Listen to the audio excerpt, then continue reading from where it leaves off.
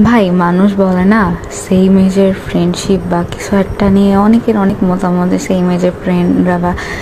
এই যুগের ছেলেরা এই সেই খারাপ, মানে ভাই এখনকার ম্যাক্সিমাম ছেলেরাই এরকম। বাট দোস্ত ও এমন একটা পার্সন ভাই, মানে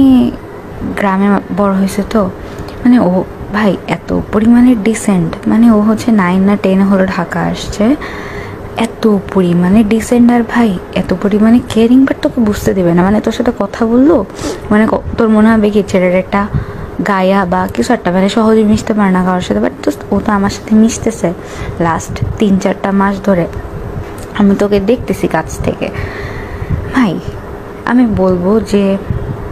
ও আসলেই মানে ছেলেদের মধ্যে ছেলেটা আসলেই অনেক ভালো, মানে যেরকম কেয়ারিং ওরকম,